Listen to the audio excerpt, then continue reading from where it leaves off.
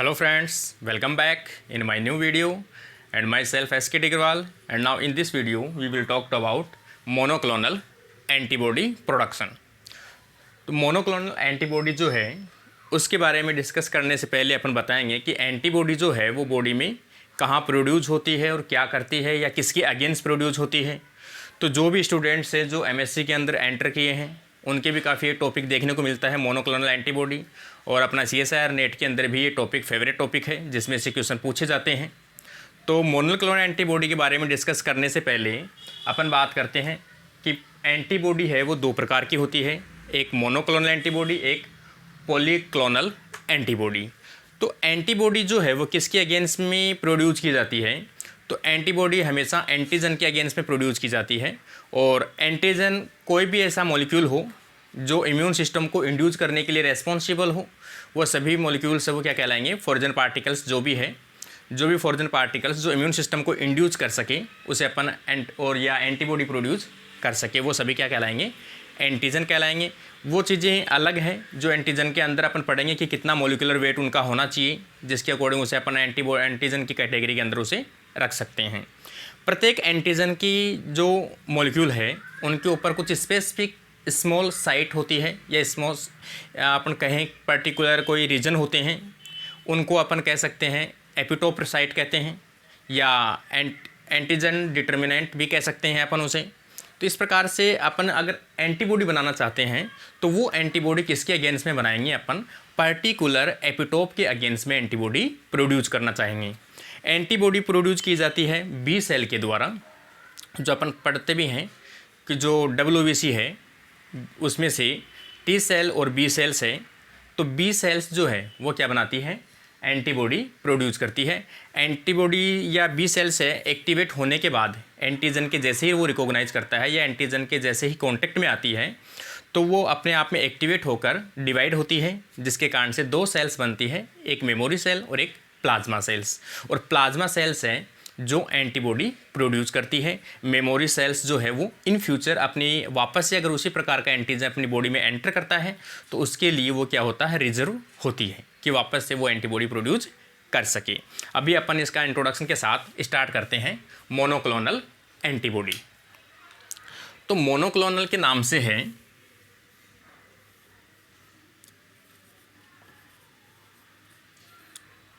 Single epitope के against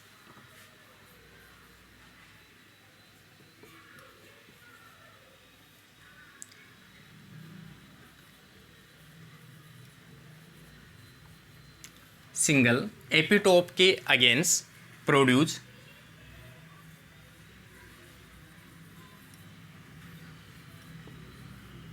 antibody क्या कहलाएगी? मोनोक्लोनल एंटीबॉडी कहलाएगी। या फिर अपन कहें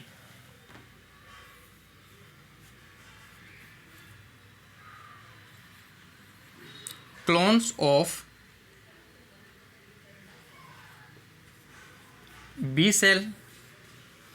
क्लोन ऑफ बी सेल, एक ही बी सेल की डिफरेंट क्लोन्स प्रेजेंट हो, मतलब सेम क्लोन्स प्रेजेंट हो, बी सेल के क्लोन्स प्रेजेंट हो।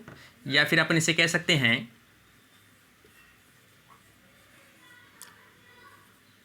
प्लाज्मा सेल के क्लोन्स के द्वारा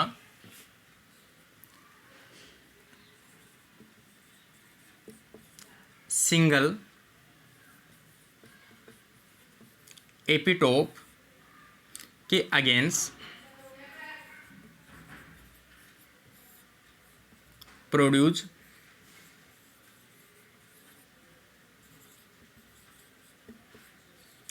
सिमिलर टाइप्स ऑफ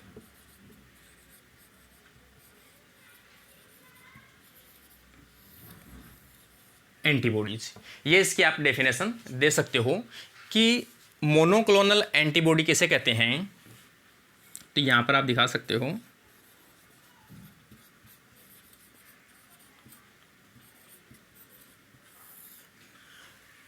किसी भी बी सेल या प्लाज्मा सेल का क्लोन्स हो, बहुत सारी सेल्स हो, और सभी सेल्स के द्वारा किसी सिंगल एंटीजन के सिंगल एपिटोप के अगेंस्ट अगर सिमिलर टाइप की एंटीबॉडीज प्रोड्यूस की जाती है तो वो एंटीबॉडी क्या कहलाएगी? मोनोक्लोनल एंटीबॉडी कहलाएगी। इसी प्रकार से अगर एक एंटीजन के against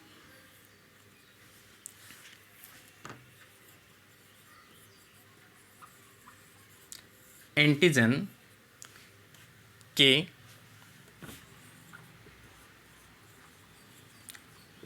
different epitope, different epitope के अगेंस्ट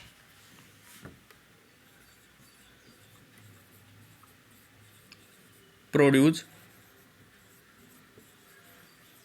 डिफरेंट एंटीबॉडी। अगर एंटीजन, एक एंटीजन पर एक से अधिक एपिटोप हो सकते हैं, उनके अगेंस्ट में एक से अधिक प्रकार की अगर एंटीबॉडी प्रोड्यूस की जाए, more than one type of antibody, different type of antibody, या फिर से कहें more than one type antibody produce की जाए तो उसे अपन क्या कहते हैं? पॉलीक्लोनल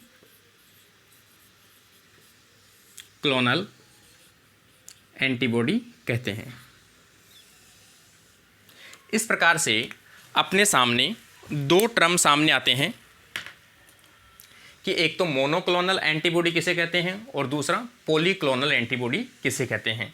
जनरल कंडीशन में जैसे ही कोई भी एंटीजन या कोई भी माइक्रोब्स अपनी बॉडी में एंटर करता है तो किस प्रकार की एंटीबॉडी प्रोड्यूस की जाती है? तो अपनी में एंटीबॉडी प्रोड्यूस की जाती है, पॉलीक्लोनल टाइप की एंटीबॉडी प्रोड्यूस की जाती है, क्योंकि एक एंटीजन पे बहुत अधिक संख्या के अंदर एपिटोप्स प्रेजेंट होते हैं। सभी एपिटोप अपने आप में स्पेसिफिक होते हैं और सभी एपिटोप के अगेंस्ट में एंटीबॉडी प्रोड्यूस की जाती है, तो वो सभी एंटीबॉडी क्या कहलाएगी? पॉलीक्लोनल एंटीबॉडी कहलाएगी। लेकिन अपन चाहते हैं कि किसी पर्टिकुलर कोई डिजीज़ है और पर्टिकुलर डिजीज़ का पर्टिकुलर जो एंटीजन है, उस एंटीजन का कोई स्पेसिफिक एपिटोप को अपन आइडेंटिफाई करें या डिटरमाइन करें, उसी एंटीजन या उसी एपिटोप के अगेंस्ट में काफ़ी अधिक संख्या में सिमिलर टाइप की एंटीबॉडी प्रोड्यूस की जाए कि जिसे अपन बाय इंजेक्शन के द्वारा भी अपन दे सके बॉडी के अंदर, तो वो सभी एंटीबॉडी क्या कहलाएगी? मोनोक्लोनल एंटीबॉडी कहलाएगी। मतलब सिमिलर टाइप की एंटीबॉडी सिमिलर प्रकार के सेल्स के द्वारा प्रोड्यूस की जाती हो तो वो सभी एंटीबॉडी मोनोक्लोनल एंटीबॉडी कहलाती है। इसका जो मेथड है उसके बारे में अपन डिस्कस करते हैं।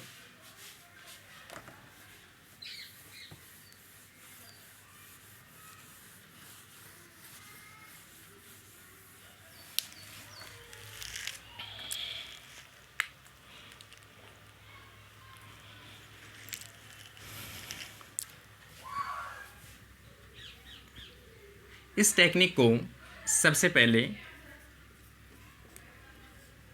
1975 में कोहलर नामक साइंटिस्ट ने डेवलप किया था।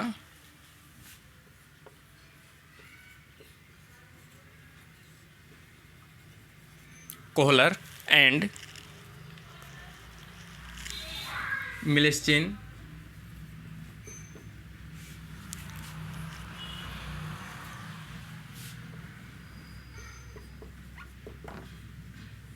नामक साइंटिस्ट ने, मेल्सिन नामक साइंटिस्ट एंड कोहलर नामक साइंटिस्ट ने इसको डेवलप किया था 1975 के अंदर। इसमें काफ़ी ऐसे टर्म्स आएंगे जो आपकी एग्ज़ाम से रिलेटेड काफ़ी एग्ज़ामों में पूछे जाते हैं। उन टर्म्स को अपन आराम से समझेंगे धीरे धीरे, और उनके किसी भी टर्म्स में किसी प्रकार के डाउट जहाँ तक पॉसिबली होगी या पॉसिबल होगी अपन यहीं पर क्लियर करने की कोशिश करेंगे। फिर भी किसी भी प्रकार के किसी भी टर्म में अगर डाउट रहता है तो आप कमेंट बॉक्स में कमेंट कीजिए। ये टॉपिक ऐसे टॉपिक हैं जो जितने भी एमएससी के स्टूडेंट्स हैं, सभी के एमएससी के स्टूडेंट्स के अंदर ये टॉपिक सिलेबस में मेंशन किया हुआ है। तो ज़्यादा से ज़्यादा अपने फ्रेंड्स को वीडियो को शेयर कीजिए, जिसके कारण ज़्यादा से ज़्यादा स्टूडेंट्स को हेल्प हो सके।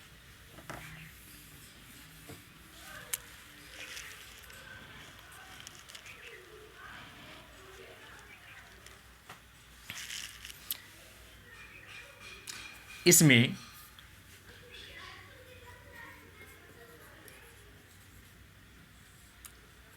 दो प्रकार के सेल्स जो है उसको यूज में लिया जाता है। Two type cells are used. दो प्रकार के सेल्स यूज में ली जाती है, जिसके कारण से दोनों को क्या किया जाता है,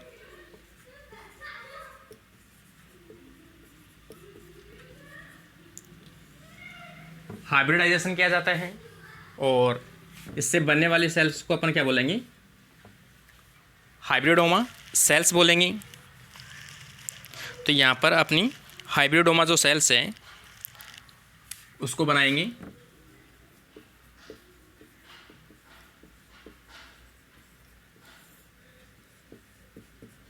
और ये हाइब्रिडोमा सेल्स जो है वो क्या प्रोड्यूस करेगी,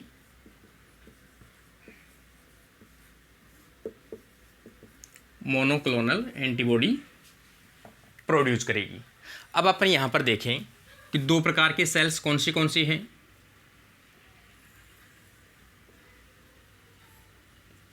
सबसे पहले एक ऐसी सेल्स हो जो क्या है, एंटीबॉडी को प्रोड्यूस करती हो, जिसको अपन क्या कह सकते हैं, लिम्फोसाइट कह सकते हैं।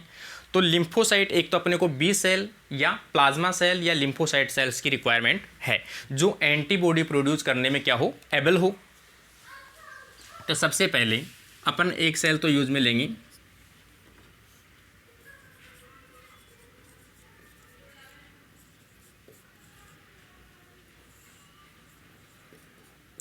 Lymphocyte sales. कहाँ से लेंगे ये अपन यूज में लेंगे किसी भी माउस के अंदर। सबसे पहले आप क्या प्रोड्यूस करते हो या एंटर करते हो, एक एंटीजन, डिजायर्ड एंटीजन को किसके अंदर प्रोड्यूस किया जाता है, माउस के अंदर प्रोड्यूस या इंट्रोड्यूस किया जाता है। जैसे ही माउस के अंदर वो एंटीजन एंटर करता है या एपिटोप एंटर करता है तो उसके अगेंस्ट में वहाँ पर क्या बनाएगी, एंटीबॉडी बनाएगी। और वो एंटीबॉडी बनाने वाली सेल्स कौन सी है, लिम्फोसाइट सेल्स होती है या बी सेल्स होती है। एक लिम्फोसाइट है जिसे अपन कह सकते हैं बी सेल, इसे आइसोलेट किया जाता है माउस के स्प्लीन से, और इसके द्वारा क्या प्रोड्यूस किया जा सकता है, एंटीबॉडी प्रोड्यूसिंग सेल। ये कौन सी सेल्स होती है, एंटीबॉडी प्रोड्यूसिंग सेल होती है। दूसरी सेल्स की अपन बात करें जिसे अपन माइलोमा सेल कहते हैं।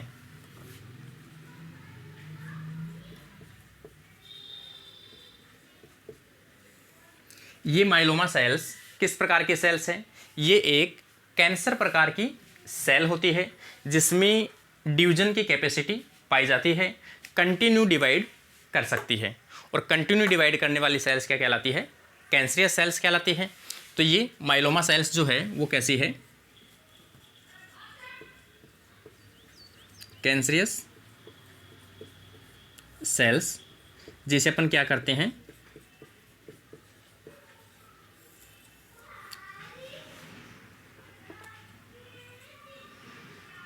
कल्चर करते रहते हैं।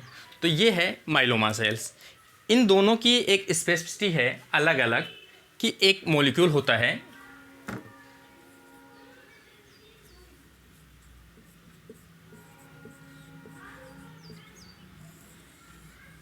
HGPRT। HGPRT जो है वो डीएनए को सिंथेसिस करने के लिए रेस्पॉन्सिबल है। और कौन से पाथवे के लिए रेस्पॉन्सिबल है ये, तो आपको पहले इंट्रोड्यूस करा दूं। डीएनए को सिंथेसिस करने के लिए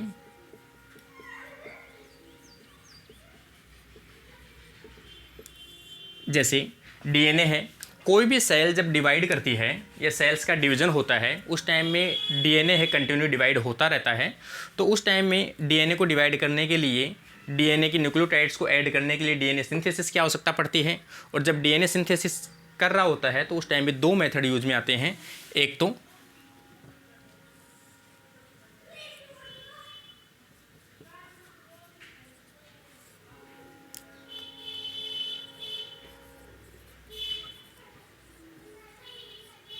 डी नोवो पाथवे है और दूसरा पाथवे आ जाएगा साल्वेज पाथवे। दोनों पाथवे के द्वारा डीएनए का सिंथेसिस किया जाता है। डीएनए ये जो है डीएनओ सिंथेसिस, ये न्यू डीएनए सिंथेसिस का एक मेथड है कि जब डीएनए के जो एकदम बेसिक मॉलिक्यूल्स अपन कहें, बेसिक जो कार्बन मोनोऑक्साइड है या कार्बन डाइऑक्साइड है, अमोनियम है, उन सभी से, या एमिनो एसिड्स है, शुगर है, उन सभी से स्टार्टिंग से जो डीएनए को सिंथेसिस करते हैं वो तो कहलाएगा डीएनओ पाथवे। और पहले से अवेलेबल जो शुगर है, पहले से अवेलेबल जो अपन यूँ कहें प्यूरिन और पायरिमिडिन की रिंग अवेलेबल हो, या डीएनए का ब्रेक हुआ हो, उनके द्वारा यदि रॉ मटेरियल पहले से अवेलेबल हो तो उसके द्वारा अपन डीएनए को सिंथेसिस करते हैं। तो वो पाथवे कौन सा कहलाएगा? साल्वेज पाथवे कहलाएगा, क्योंकि इसमें पहले से आपको रॉ मटेरियल अवेलेबल होता है, सिर्फ उनको जोड़ना होता है। ये स्टेप थोड़ी लेट होती है। तो ये इसमें जो पहले से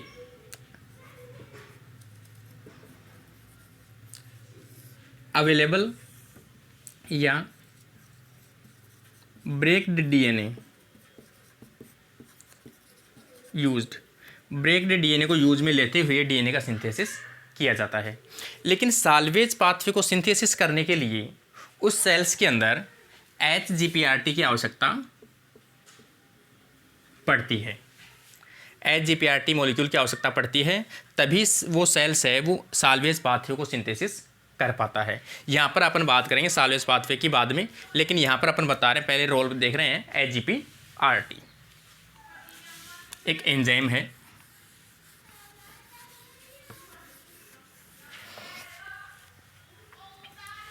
जिसका नाम है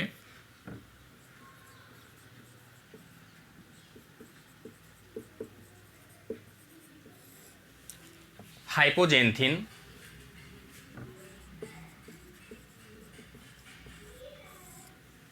गुआनिन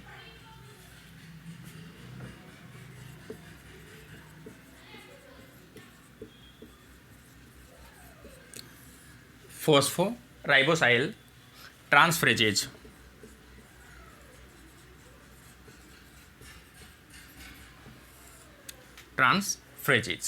ये एक एंजाइम है HGPRT, जो कौन से पाथवे के लिए रेस्पॉन्सिबल है?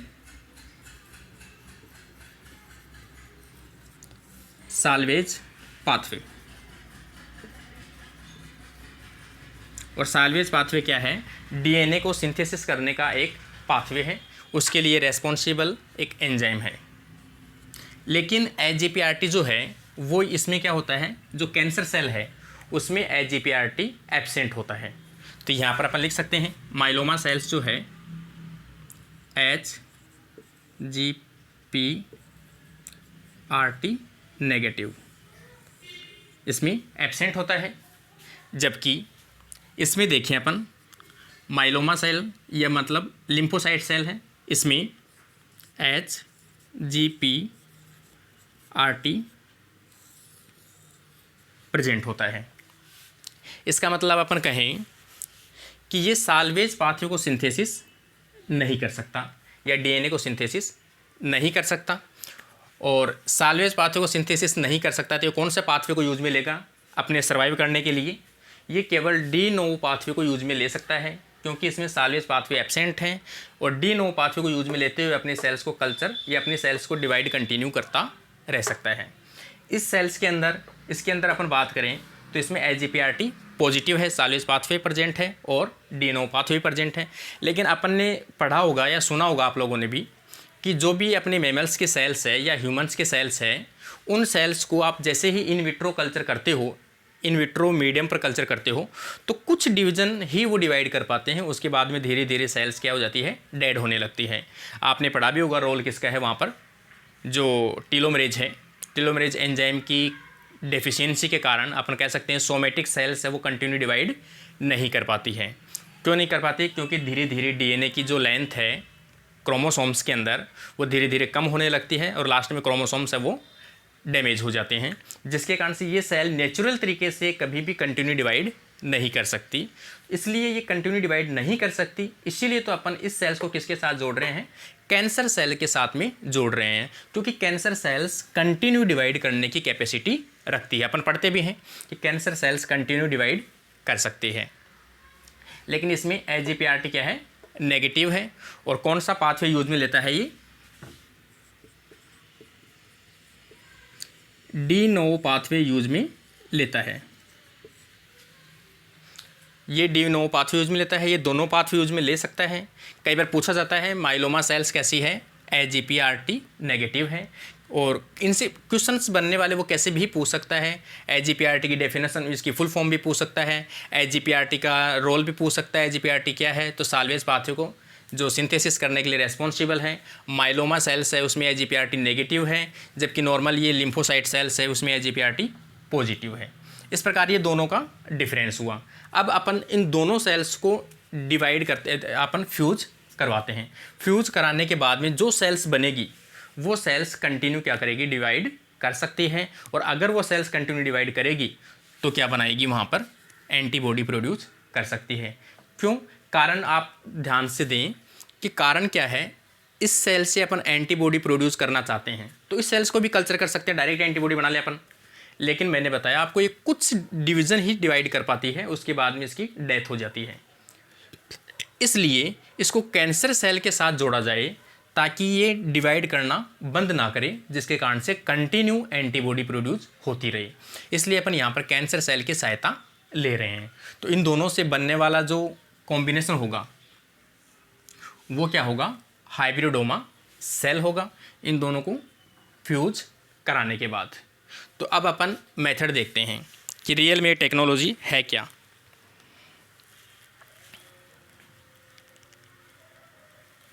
AGPRT का रोल ज़रूर ध्यान में रखें, साल्वेज पाथवे के सिंथेसिस को इनहिबिट करता है। और किसमें, माइलोमा सेल्स में AGPRT नेगेटिव मतलब एब्सेंट होता है, ये इसका रोल है।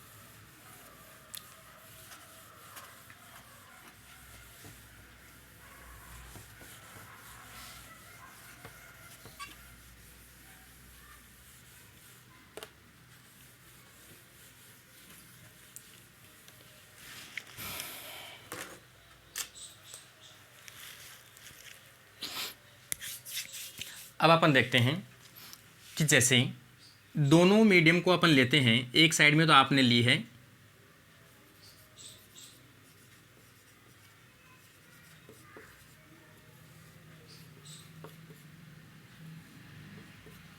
लिम्फोसाइट सेल और एक साइड में ली है आपने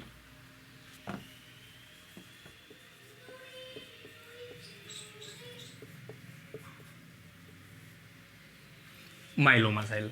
दोनों को मैंने बता दिया आपको, ये कैसा है,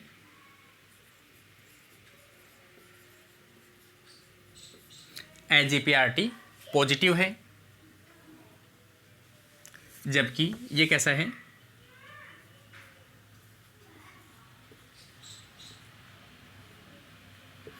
AGPRT नेगेटिव है।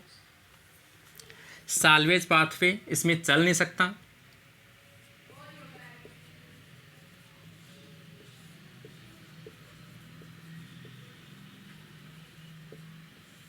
एब्सेंट है। ये सेल कंटिन्यू डिवाइड कर नहीं पाती,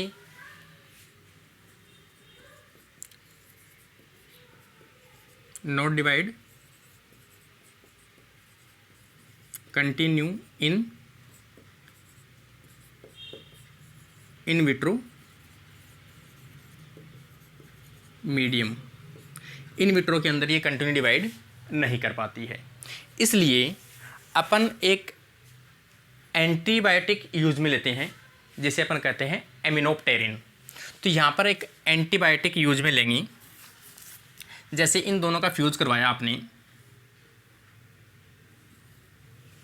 यहाँ पर ये फ्यूज करवा दिया आपने। अभी मेथड आगे अपन बताएंगे, अभी आपको बता रहा हूँ एक एंटीबायोटिक यूज में ली जाती है।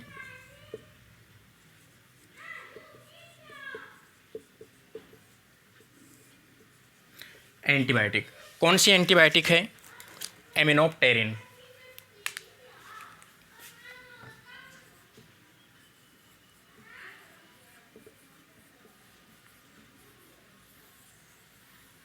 एक एंटीबायोटिक है एमिनोप्टेरिन, जो किसको ब्लॉक करता है,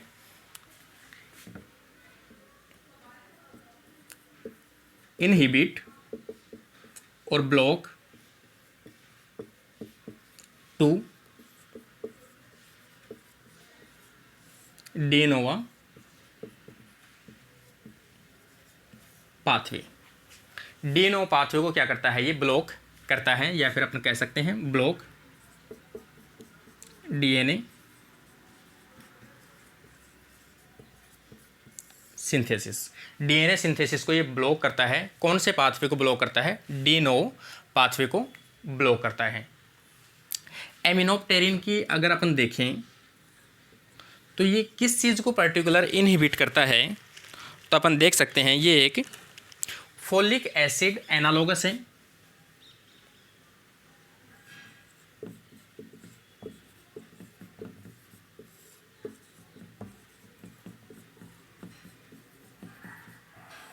फोलिक एसिड का क्या है, ये एनालोगस है, जो किसको इनहिबिट करता है, डाईहाइड्रोफोलेट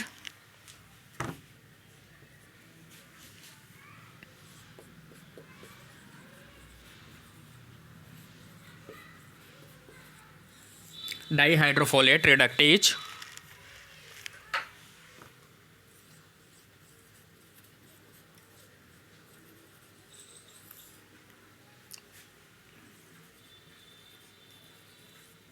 एंजाइम को ये क्या करता है, इनहिबिट करता है।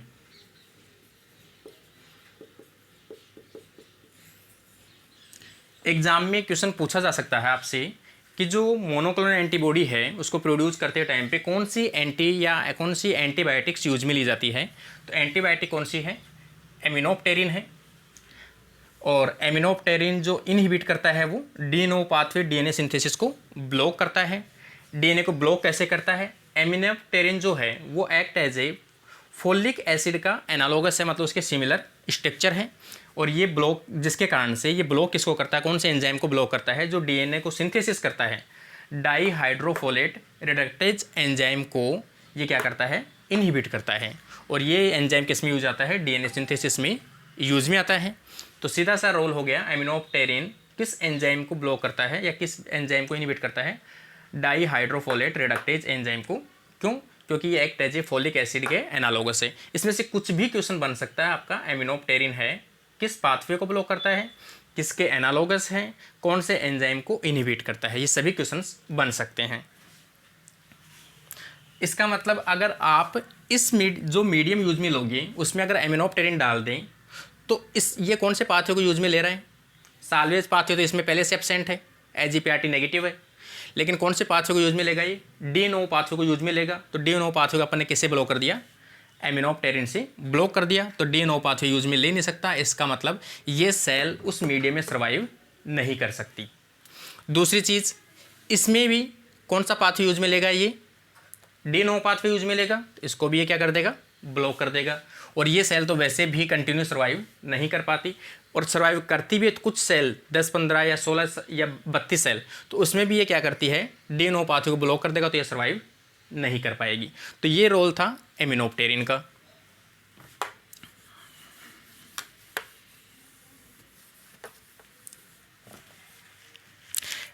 एमिनोप्टेरिन जो है किसके साथ में यूज में लिया जाता है, एक मीडियम यूज में लिया जाता है। जैसे ही इनको कल्चर किया जाता है तो यहाँ पर एक मीडियम यूज में लिया जाता है,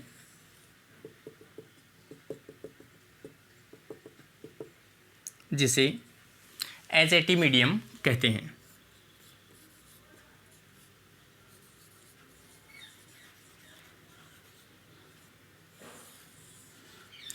जिसमें केवल कौन सी सेल सर्वाइव कर सकती है, साल्वेज पाथवे वाली जो सेल्स है केवल वही सेल सर्वाइव कर सकती है। क्योंकि जो एचएटी मीडियम है ये 3 कंपोनेंट से मिलकर बना हुआ है, हाइपोजेंथिन,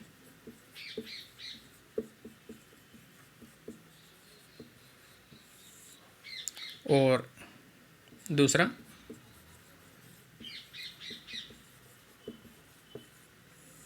थाइमिडीन, और तीसरा एंटीबायोटिक है एमिनोप्टेरिन।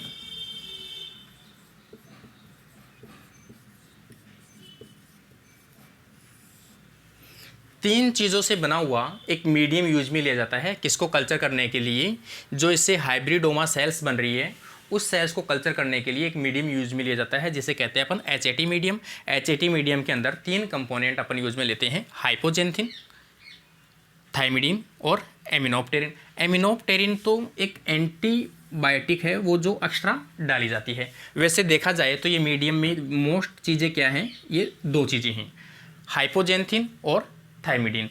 दोनों जो हैं वो किस लिए डाली जाती है या किस लिए यूज में आती है, तो ये साल्वेज पाथवे को इंड्यूस करने के लिए रिस्पॉन्सिबल है, या फिर अपन कहें कि इसमें साल्वेज पाथवे जो है, साल्वेज पाथवे केवल किसकी प्रेजेंस में सिंथेसिस किया जाता है या प्रोड्यूस होता है, तो साल्वेज पाथवे के लिए रिक्वायर है हाइपोजेंथिन की आवश्यकता पड़ती है और थाइमिडीन की आवश्यकता पड़ती है। और अपन यही चाहते हैं साल्वेज पाथवे चले।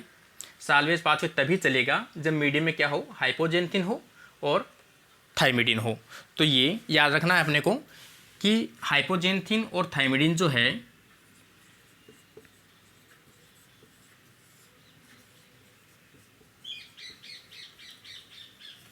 साल्वेज पाथवे के लिए आवश्यक कंपोनेंट है, उसकी आवश्यकता या उसकी नीड होती है। अब साल्वेज पाथवे यहाँ तो चलेगा नहीं, तो साल्वेज पाथवे कहाँ चलेगा, यहाँ चलेगा। तो ये तो साल्वेज पाथवे को यूज में लेता है, क्यों, AGPRT पॉजिटिव है, तो यहाँ पर इधर ये यूज में लेगा साल्वेज पाथवे। साल्वेज पाथवे को इंड्यूस कौन कराएगा, हाइपोजेंथिन और थाइमिडीन।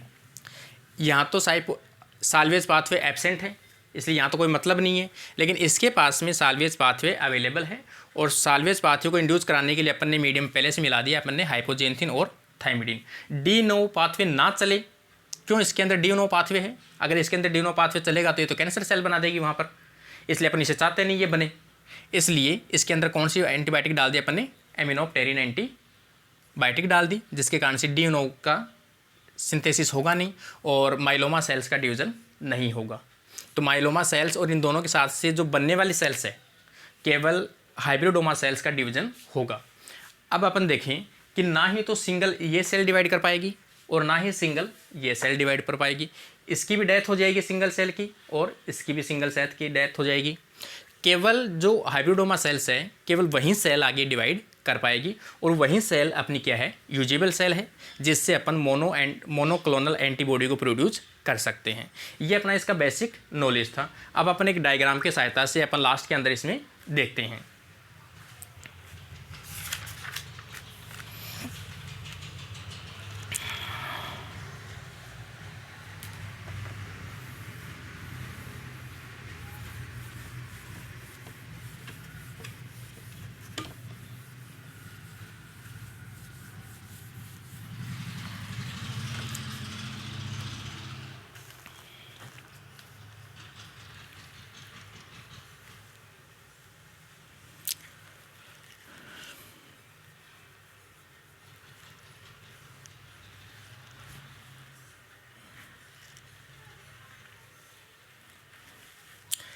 सबसे पहले अपने पास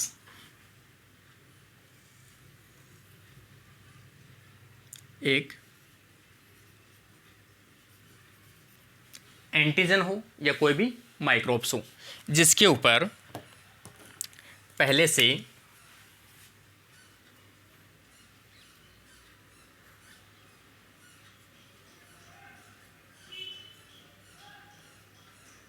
एपिटोप लगे हुए हो।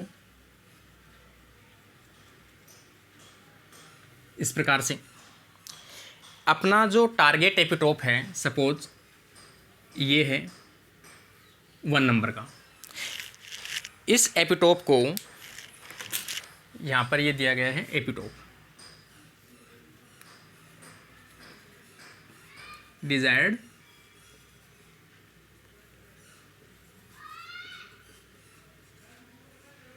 एपिटोप। जिस एपिटोप के अगेंस्ट में अपने को मोनोक्लोनल एंटीबॉडी प्रोड्यूस करनी है वो है एपिटोप। इस एपिटोप को अपन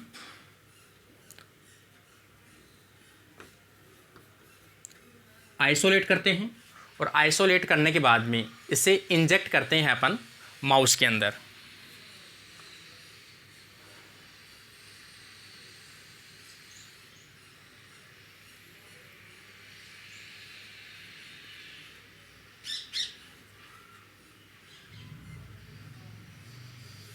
इस प्रकार से यहाँ पर अपन इंजेक्शन की सहायता से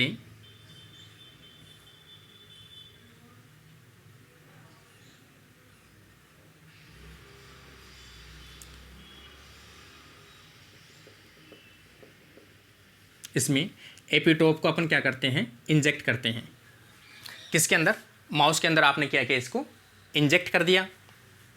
इस माउस से आपने क्या किया है, जैसे ही ये एंटीजन या एपिटोप जो है इस माउस के अंदर जाएगा, जाते ही एंटीबॉडी प्रोड्यूस करने वाली जो सेल्स है, लिम्फोसाइट सेल्स है, उनको क्या करेगा, जाके एक्टिवेट करेगा। और वो सेल्स कहाँ पे मिल सकती है अपने को? स्प्लीन के अंदर मिल सकती है। तो अपन क्या करेंगे, जैसे इसमें रेस्पॉन्स आता है तो इसकी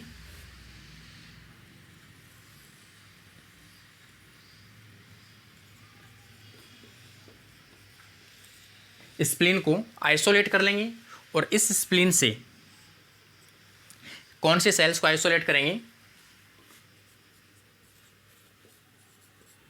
आइसोलेट बी सेल या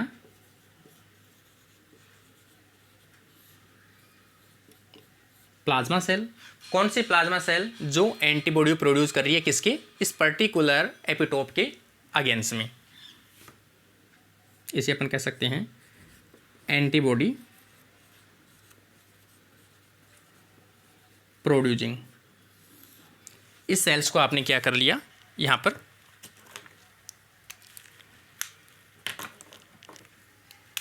आइसोलेट कर लिया।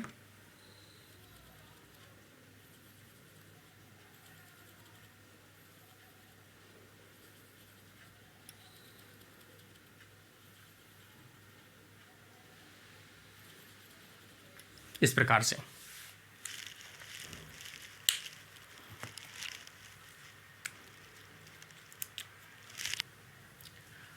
अगली कंडीशन अपन यहाँ पर यूज में लेते हैं कि जो माइलोमा सेल्स हैं, उस माइलोमा सेल्स को अपन यूज में लेते हैं। तो माइलोमा सेल्स पहले से अपन एक कल्चर मीडियम के अंदर उसे रखते हैं। ये पेट्री प्लेट है जिसके अंदर पहले से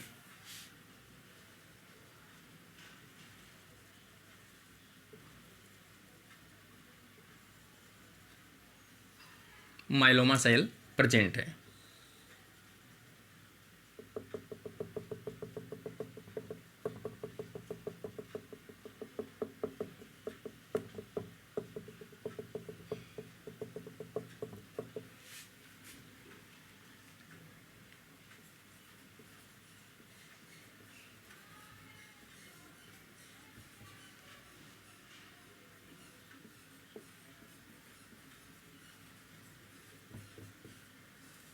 ये माइलोमा सेल्स है जो किस कंडीशन में है, अभी आप इसको कल्चरिंग कंडीशन में डाल रखे हो। तो जैसे ही आप इसे कुछ सेल्स को आप आइसोलेट करते हो, कल्चरिंग सेल्स वाली को, जैसे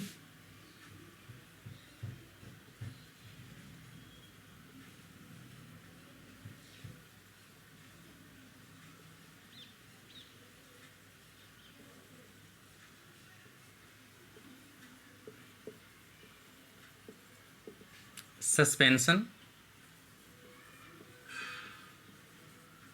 माइलोमा सेल लिक्विड मीडियम के अंदर प्रेजेंट है। सेम ये भी कंडीशन कैसी है,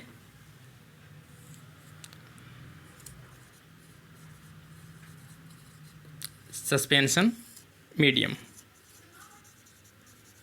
सस्पेंशन मीडियम के अंदर या लिक्विड मीडियम के अंदर दोनों सेल प्रेजेंट है। जैसे ही दोनों सेल आपके पास में अवेलेबल होती है तो आप क्या करते हो, दोनों को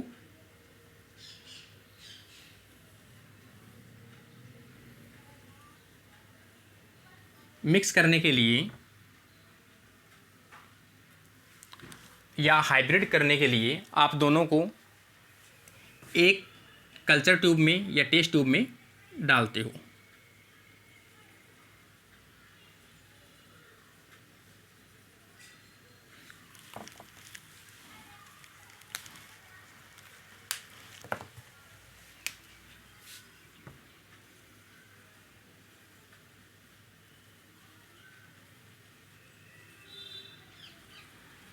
इस प्रकार से ये जो सेल्स हैं वो तो आ जाएगी अपनी B cell,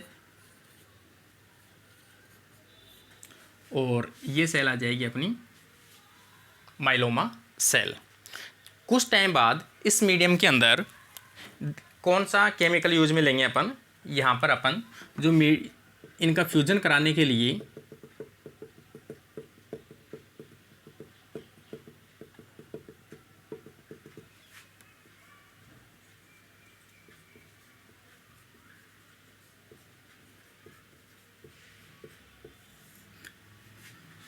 PEG poly ethyl glycol जो एक फ्यूजन कराने वाला एक रिएजेंट है, उस रिएजेंट को अपन यूज में लेंगे कि दोनों को क्या करा दे, ये फ्यूज करवा दे। जैसे ही इन दोनों के बीच में कुछ कंडीशन आएगी जिसमें ये दोनों फ्यूज हो जाएंगे, जैसे अपन कुछ इसी में कंडीशन में दिखा देते हैं फ्यूज होने वाली कंडीशन।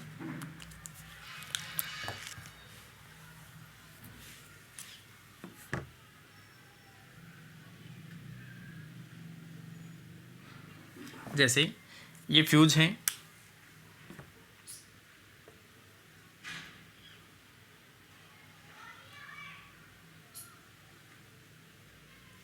यहाँ पर ये फ्यूज है,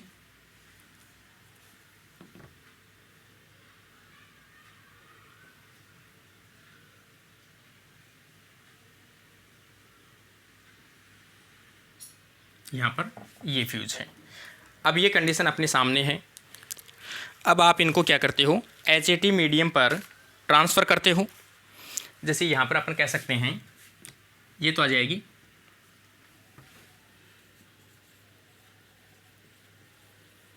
अनफ्यूज्ड बी सेल, यहाँ पर ये आ जाएगी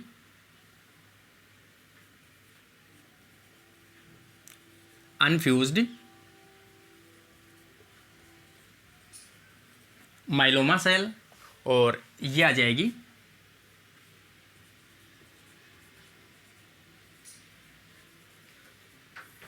हाइब्रिडोमा सेल।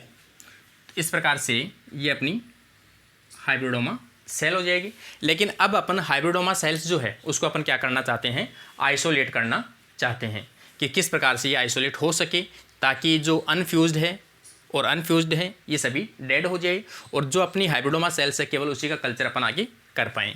तो यहाँ पर अपन देखें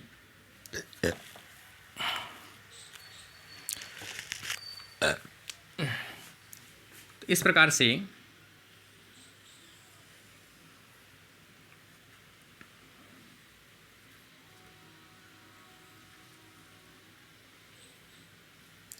एक मीडियम यूज में लेते हैं HAT मीडियम, जिसके अंदर जैसे कुछ कॉलम बनाते हैं अपन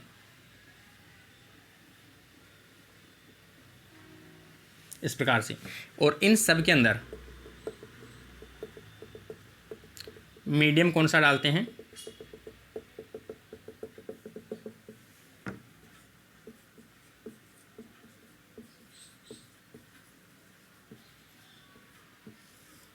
HAT मीडियम को अपन रखते हैं। HAT मीडियम को जैसे ही रखेंगे अपन, तो इसमें सभी सेल्स आपको देखने को मिलती है।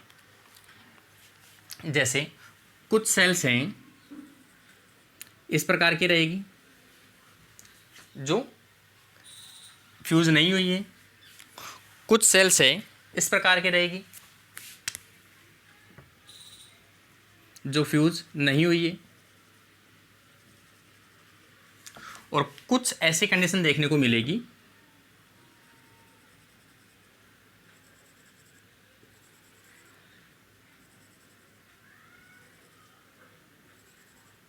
जहां पर दोनों का फ्यूजन देखने को मिलता है।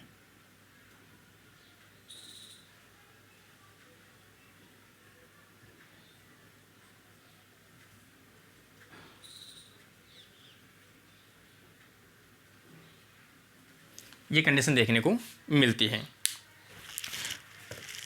तो इसमें जो ये जो वाली सेल्स हैं, अपन ये कहें, ये ज़्यादा डिवाइड नहीं कर पाएगी, नॉट कंटिन्यू डिवाइड, जिसके कारण से इनकी डेथ हो जाएगी। दूसरी बात करें अपन माइलोमा सेल, जिसमें साल्वेज पाथवे क्या है, एब्सेंट है, एजीपीआरटी, एजीपीआरटी एब्सेंट है, और इसमें एचएटी मीडियम में एमिनोप्टेरिन अपने डाल रखा है, तो डीएनओपैथी होगा नहीं, तो ये नॉट सर्वाइव।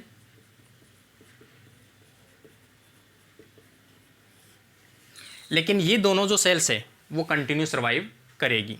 दोनों कंटिन्यू सर्वाइव क्यों करेगी? क्योंकि साल्वेज पाथवे को यूज में लेते हुए आगे डिवाइड करती रहती है, जिसके कारण से आगे अपन देखें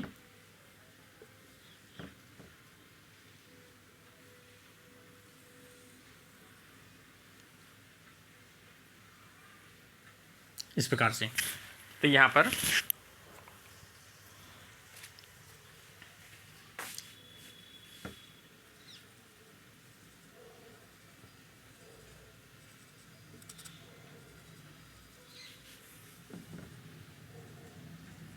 दोनों सेल्स का कॉम्बिनेशन देखने को मिलता है, या हाइब्रिडोमा सेल्स देखने को मिलती है।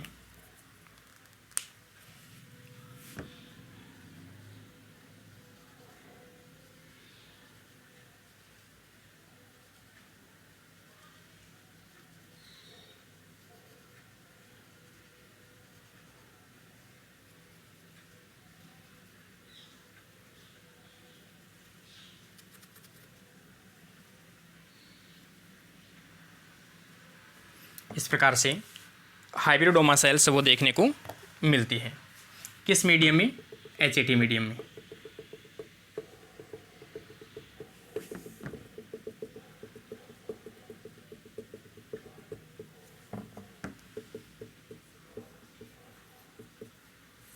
ओनली हाइब्रिड या hybridoma cells can survive.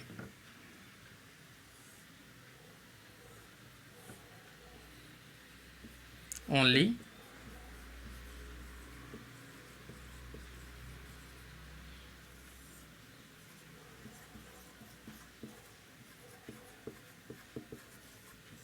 Cell survive. और ये सेल्स अगर सर्वाइव करेगी तो ये पर्टिकुलर टाइप की एंटीबॉडी प्रोड्यूस करती है। इनसे पर्टिकुलर टाइप की एंटीबॉडी प्रोड्यूस की जाती है।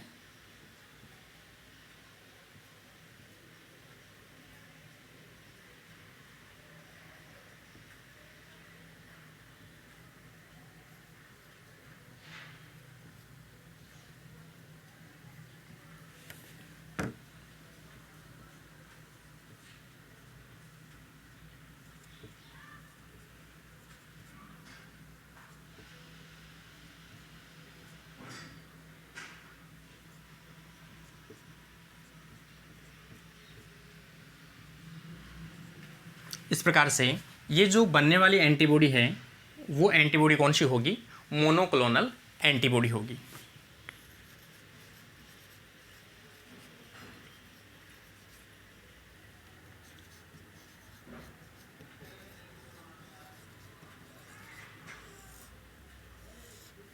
मोनोक्लोनल एंटीबॉडीज होगी और ये अपनी हाइब्रिडोमा सेल्स हैं। और हाइब्रिडोमा सेल्स जो हैं वो सभी एक दूसरे की क्या होती हैं? क्योंकि अपन ने क्या किया है, सिंगल जो सेल्स है उस सेल से बनाया है, तो सभी एक दूसरे की क्या होगी? ये